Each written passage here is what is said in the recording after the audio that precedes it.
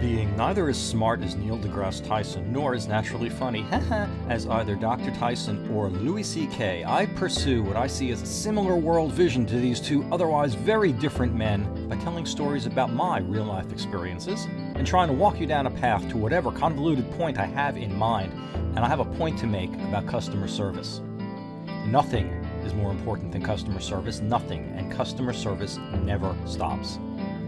When I pointed out how similar Donald Sterling, Magic Johnson, and Anderson Cooper are earlier this week, I tied in some words about Nissan and Nissan customer service, and I promised you a story and a relationship between my odd assertion about this week's biggest news story and customer service. And the point is pretty simple. Customer service is a matter of setting expectations, and if you either fail to do that or do it disingenuously, you will create problems.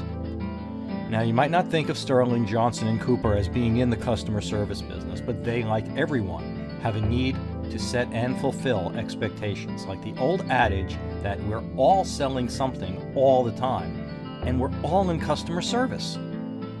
Let's take a detour down Nissan/customer service memory lane and see where we end up. I'm going to start with a bit of background. I'm firmly ensconced in middle age. That means I've been around the block a few times, and it also happens to mean that as a guy who spent decades living in the suburbs of New York City, my book of life experience includes having owned quite a few cars and having learned what matters to me. For example, I've stopped driving expensive vehicles, and I feel all the more strongly about that having experienced the joy of several side view mirrors being clipped off cars by people who just keep on driving. In 2008, I bought my first Nissan. I bought it at a Nissan dealership in Stanhope, New Jersey called Lynn's Nissan West, and through various life developments, I happened to have no further dealings with them. The Nissan Altima I bought there served me well enough that when it was time to buy a new car last autumn, I decided to buy another Nissan. I've never owned the same make of vehicle twice in a row. This was a big deal at some psychic and customer service, customer loyalty kind of level. And that customer loyalty was to Nissan, the car manufacturer. It certainly wasn't to Lynn's Nissan, and my customer loyalty certainly wasn't to Nissan of Manhattan, who lied to me about the price of a brake job and tried to extort money from me after I had said brake job performed there. I bought Nissan 2 from Capel Nissan in Queens, New York. If you don't speak French, that was Nissan 2. Capel Nissan's general sales manager, Joe Clem, understands the car buying experience in a way I've never experienced before, and I came away from doing business with Mr. Clem incredibly happy about my experience at Capel Nissan. And were they not geographically undesirable, I'd continue to do business with the Capel service department. Of course, nobody really wants to do business with a car service department outside of maybe performing your regular maintenance, and sadly my new Nissan has a couple of issues that are proving to be difficult to diagnose and repair. When Capel Nissan failed to fix one of those problems twice, I contacted Nissan Corporate, jumped through a few hoops, and was told that Nissan Corporate really had no intention of helping me unless I could find a Nissan dealership to diagnose, explain, and provide an acceptable fix for the problem.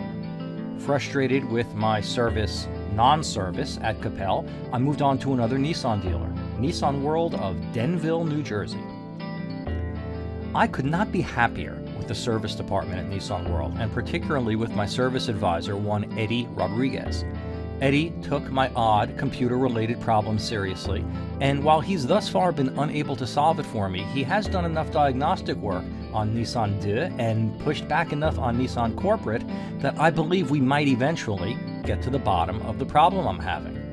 But that doesn't change the fact that there's a defect in my new car, and that Capel Nissan threw their hands up in the air, and that Nissan Corporate has refused to help me despite prodding from Nissan World. And I've chased this far enough that my patience has run out, and I've made it clear that I'm looking for customer service more than car service. So this week I asked Eddie to refer me to the sales department while I was at Nissan World of Denville. The sales team at Nissan World is not anything like the sales team at Capel Nissan. The end result of my attempt to buy a new car this week at Nissan World of Denville was that I wasted several hours and drove away in the still not quite right Nissan 2. That's fine, actually. not everything works out. And let me be forthcoming. I asked Nissan World to fix a problem that Nissan Corporate should be fixing and is refusing to. And that isn't Nissan World's problem. But the sales team at Nissan World, after enough back and forth on the matter to make the terms I was seeking 100% unquestionable, lied to me about their intentions. They lied, as in, "Well, we'll do this deal for you on exactly the terms you've laid out, sir." Well, I'm being completely clear about monthly payment and loan duration, and those terms are acceptable to you? Yes, sir, they are. You understand that if you change that promise in any way, I am done here? Yes? Okay, then we have a deal, and then the interminable wait until the salesman comes back and informs me that the price just went up by $55 per month. At this point, I stood up. I requested the return of the key to Nissan Do, which was being held hostage during negotiations, accompanied my salesman to the Nissan World of Denville business office, and after the manager who'd scotched the deal pretended to be shocked that I had a problem, he, get ready, not kidding, yelled in front of quite a few other people that I was being stupid and that he didn't want to sell this jerk a car. Because, you know, insulting customers is a great way to do business. Now let's roll back for a moment to the starting point of this piece where I talked about storytelling and the connection between setting expectations and what people think of you. Whether you're Donald Sterling, Anderson Cooper, Magic Johnson, Nissan Corporate Customer Service, or Nissan World of Denville, you have an absolute obligation to yourself to act in a consistent way with people who have specific expectations. And failing to do so leads to dramatic problems. You might think I'm ranting. I'm not.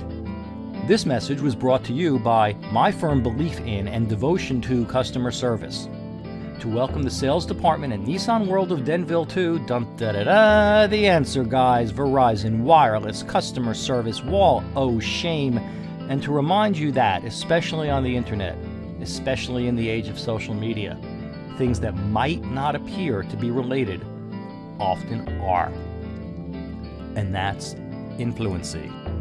Want to talk about it? I'm the answer guy, and I will be back.